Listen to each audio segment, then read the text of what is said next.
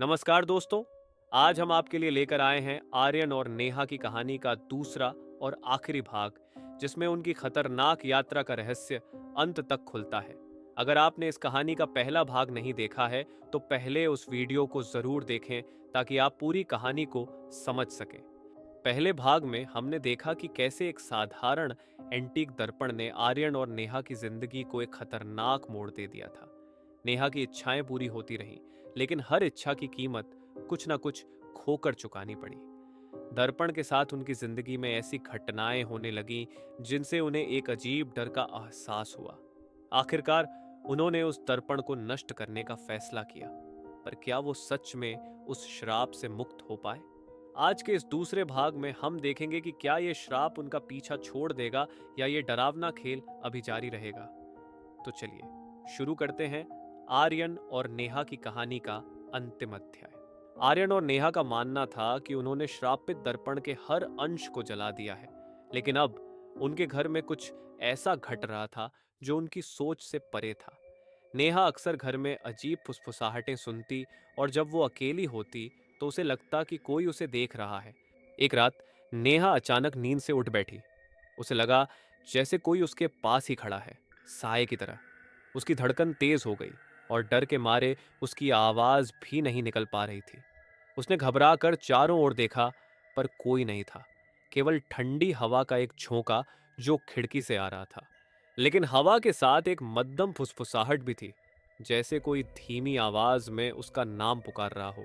नेहा कांपती आवाज में, कौन है वहां? आर्यन तुम हो?" नेहा की आवाज में घबराहट थी। उसने चारों ओर नजर दौड़ाई और तभी उसने देखा कि आईने में उसकी परछाई थोड़ी अलग लग रही थी, मानो उसकी जगह कोई और खड़ा हो। उसकी आंखों में डर साफ दिखाई दे रहा था। अगले ही पल परछाई ने उसकी ओर देखा और एक कर्कश हंसी में बदल गई। नेहा ने घबरा कर अपनी आंखें बंद कर लीं। सुबह जब नेहा ने यह बात आर्यन को बताई तो आर्यन की भी चिंता बढ़ गई। उन्हें अब समझ में आ गया था कि वो दर्पण का असर अभी भी उनके जीवन से पूरी तरह से गया नहीं है। उस रात नेहा एक भयानक सपना देखती है। वह खुद को उस एंटीक की दुकान में पाती है जहां से उसने वह श्रापित दर्पण खरीदा था। वही दुकानदार उसे चेतावनी देता है, तुमने जो चाहा वह पा लिया, लेकिन हर इच्छा की कीमत होती है। अब तुम अपनी अंतिम कीमत चुकाने के लिए तैयार रहो। नेहा चौंक कर उठती है, पसीने से तरबतर। उसने आर्यन को इस सपने के बारे में बताया और अब दोनों को यकीन हो गया कि दर्पण का श्राप अब भी उनके साथ था। अगले दिन नेहा और आर्यन ने देखा कि एक छोटा सा दर्पण का टुकड़ा उनके कमरे में था। उनकी रूह कांप उठी क्योंकि उन्होंने सब कुछ जला दिया था। अब यह टुकड़ा कैसे आया? यह टुकड़ा उस आत्मा की मौजूदगी का संकेत था। आर्यन और नेहा को यह समझते देर नहीं लगी कि दर्पण अब भी उनकी जिंदगी का हिस्सा बना हुआ है।